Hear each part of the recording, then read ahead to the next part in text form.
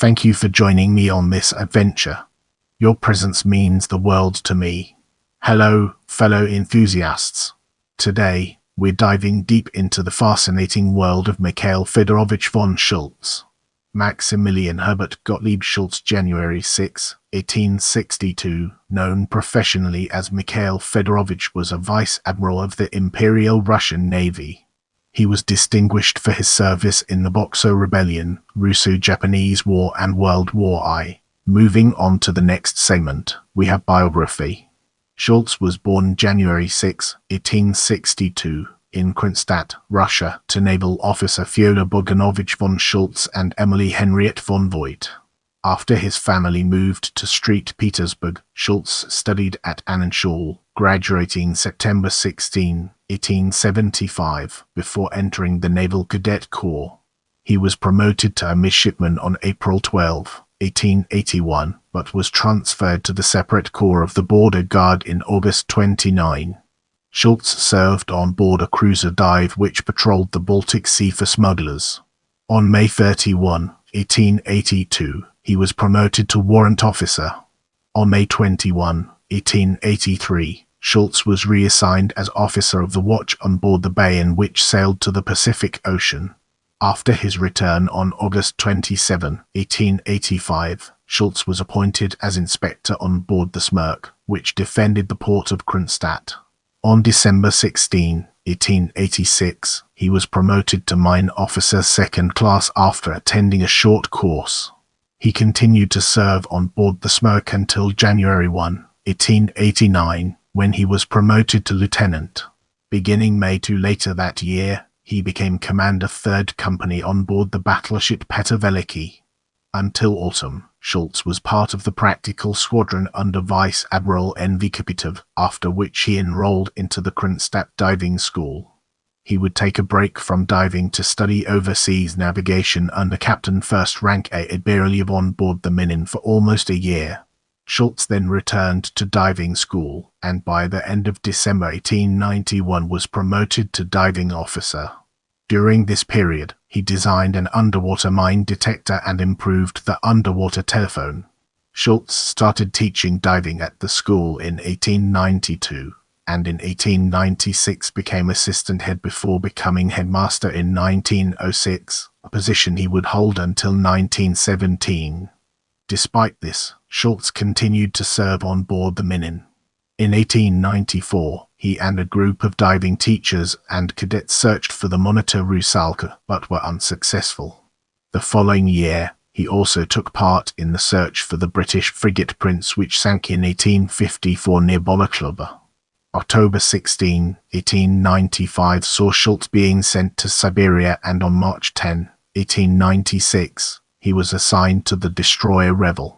He also became a member of the temporary naval court at Vladivostok in around the same time.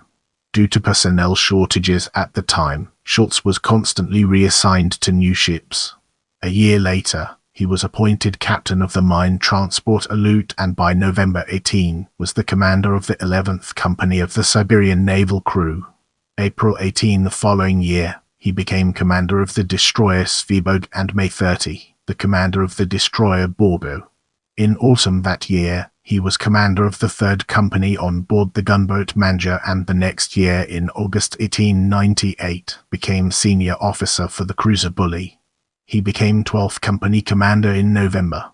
On January 11, 1899, Schultz was transferred from Vladivostok to Port Arthur, China, where he became commander of destroyer detachment Nos 203, 204, 205, 206, and 207. He became senior officer of the gunboat Beaver, but had to return to the Baltic due to the battleship General Admiral Apraksin running aground in 1900. He and his younger brother, Konstantin, took part in the rescue of the vessel, with Schultz and another diver, A.K. Nebelson, were carrying out underwater detonations of the rock underneath the ship to free it. Schultz returned to Port Arthur in spring, and on April 27 was appointed senior officer on board the cruiser Robber, the same ship Konstantin had served in before. He participated in the Boxer Rebellion and helped commandeer the paratroopers that stormed the Toku fortresses and Beijing on board the cruiser Rogue. His time on the Rogue lasted 2 more years, and on April 14, 1902, he was promoted to captain 2nd rank and then a month later commander of the destroyer Piercing. He was meant to return to the Baltic Sea, but he was instead tasked in commanding the newly built destroyer Brave in Port Arthur. Without further ado, let's move on to the topic of Russo-Japanese War. The Brave and its sister ship the Guardian were tasked in preventing the Japanese from entering Port Arthur after the outbreak of the Russo-Japanese War in 1904. On February 24, Vice Admiral Stepan Makarov became commander of the Russian Pacific Squadron, who assigned Captain 2nd rank Schultz as commander of the cruiser Novik on March 16 after transferring Captain 1st rank No Essen to the battleship Sevastopol. Makarov's decision was criticized by Nicholas II and Admiral Yevgeny Ivanovich Alexeyev. Novik was the only ship constantly in a state of 40-minute readiness at Port Arthur, meaning most of her engines were always kept lit. She would participate in almost all Pacific Squadron operations, often acting alone or led by a detachment of destroyers. The crew on board the Novik were the most decorated at Port Arthur, with Schultz himself being awarded the Golden Weapon for bravery. Schultz writes in his daily report on board the Novik, Schultz witnessed the sinking of the battleship Petropavlovsk on April 13, 1904. On board were Makarov and Schultz's brother Konstantin, who both did not survive the sinking. Soon, the Novik became infamous even among the Japanese, who called her bewitched. A Tokyo correspondent for the London Times wrote, in 1904, in the besieged Port Arthur, Schultz was the only ship commander who organized an agricultural subsidy. A.P. Shaw wrote, with that being said, let's now move on to scuttling of the Novik. By July 1904, only a few warships had managed to break through Admiral Tkaitch's fleet. The Novik, after resupplying in Qingdao, tried to reach Vladivostok but was intercepted by the Japanese cruiser Tsushima at Sakhalin Island. After the Battle of Korsakov, both ships were badly damaged. The Novik was rendered immobile, so Schultz had the ship scuttled near Korsakov. Schultz wrote a detailed report about the event. The sinking of the Novik was a national event in Russia. The journal Chronicle of the War with Japan soon published an article entitled In Memory of Novik, which read, as Boris Gulanin notes, Schultz was awarded the Order of St. George 4th class for his actions at the battle. Arriving in Vladivostok on August 9, 1904, Schultz became acting commander of the Thunderbolt, replacing North D. Dabicher, who was wounded in a battle in the Korea Strait on August 1. Lev Alexeyevich Brusilov, Dabicher's replacement, was expected to arrive by December, but did not arrive until April the following year. Schultz became acquainted with Vladimir Arseniev and Oral Commander in North Pell while in Vladivostok. Together, they took part in archaeological research. The Grodikov Museum in Khabarovsk exhibits some artifacts found in autumn 1916 on the peninsula in Uma Bay by the group. Paleolithic stone spearheads, axes and chips were among what they found, with pottery dated from a later period also discovered on the peninsula. After World War II, the peninsula was excavated by Alexei Okhladnikov. Admirals Zinovy Rozhestvensky and Nikolai Nemegatov, due to their involvement in the Battle of Tsushima and Siege of Port Arthur, were court-martialed. Schultz testified against the admirals and defended former Port Arthur commander Konstantin Smirnov. By the time these trials began, Schultz was stationed in the Black Sea and promoted to captain 1st rank. In this section, we'll be peeling back the layers of 1905-1913 to reveal its true essence. With the end of the Russo-Japanese War on September 26, 1905, Schultz returned to St. Petersburg. Instead of rejoining the Baltic Fleet on January 30, 1906, he was transferred to the Black Sea Fleet as commander of the Kadel, which had just entered service. This was due to the 1905 Russian Revolution, which caused an uprising aboard the Ochakov. Schultz departed on Mikhail from Nikolov to Sevastopol to conduct sea trials. The following year, on January 31, it was enlisted to the separate practical detachment of the Black Sea, and on March 25, 1907, was renamed to Pamiet Mercuria. On April 27, 1907, Schultz became captain first rank. Schultz was a photographer and photographed Port Arthur during his time there. After the war was over, collaborating with Lieutenant B. Vzdanov and published by Prokundin Gorsky, he released the photo album titled Port Arthur Album. 1904-5. He had taken enough photographic plates depicting the conflict to fill a chest. In 1919, in Luga, Leningrad Oblast, while Schultz was being arrested by the Chekists, this chest went missing. In 1951, a large portion of the negatives were accidentally discovered during a house renovation in Vitebsk. They were given to the Central Naval Museum. While Schultz was posted at the Black Sea, he founded and was elected vice commander of the Sevastopol Yacht Club. A year later, on March 3, 1908, Schultz was appointed commander of the John Chrysostom. After the leader of the uprising on the Ochakov Piotr Schmidt was given the death penalty, members of the naval court in Sevastopol, including Schultz, who became a member on March 28, 1907, were targets of the Socialist Revolutionary Party. Nosen became commander of the Baltic Sea Naval Forces on November 24, 1908. Prior to taking office, he selected Schultz as commander of the mine-layer detachment. Because of this, Schultz returned to the Baltic Sea and began laying mines with a training clipper.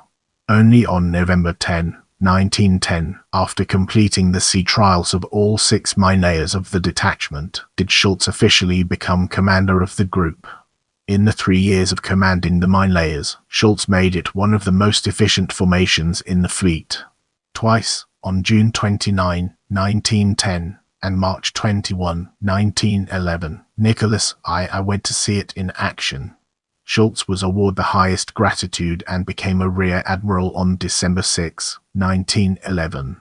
It was this force who, under the command of Rear Admiral V. A. Cannon, a few hours before the start of World War I, set mines along the Grand Porkala Ud, effectively blocking entry into the Gulf of Finland, and thus kept the port city of St. Petersburg, renamed Petrograd in 1914, secure. On April 3, 1913, leaving the mine-layers detachment, Schultz took command of a brigade of cruisers consisting of the Thunderbolt, Admiral Makarov, Palada, and the second incarnation of the Novik. He spent only one campaign with this brigade before being appointed the commander of the Siberian Military Flotilla. Get ready for an enlightening exploration as we dig into World War I and understand its role in the broader context. In the outbreak of World War I, the Siberian Military Flotilla consisted the cruisers Askold and Zemahug, the gunboat Manja, 10 destroyers, and 9 submarines. Schultz led an Arctic expedition under the command of Bachelor of Arts Velkitsky. 2 icebreakers, the Tamer and the Vedich, managed to pass the Northern Sea route and reach Arkhangelsk. The modest Siberian flotilla joined the British fleet in a battle against Vice Admiral M. von Spee. In order to bolster the fleet, various civilian ships were converted into warships. A small detachment commanded by Schultz escorted cargo ships from the United States to Vladivostok. Only once were the Germans successful in apprehending one of Schultz's ships, the Ryazan, by the Emden in the early days of the war. With the creation of the Arctic Ocean Flotilla, Schultz transferred a number of his own ships to the fleet, in addition to transferring 3 former Russian warships, the Poltava, the Pusvit, and the Varya, after they were purchased from Japan. On October 18, 1916, residents of Primory reported a meteorite that fell during the day. It fell 180 kilometers north of Vladivostok, near the settlement of Boguslavka. Schultz helped organize the search team, and 2 large fragments of the meteorite with a combined weight of 256.8 were recovered. Schultz transported the fragments to Petrograd.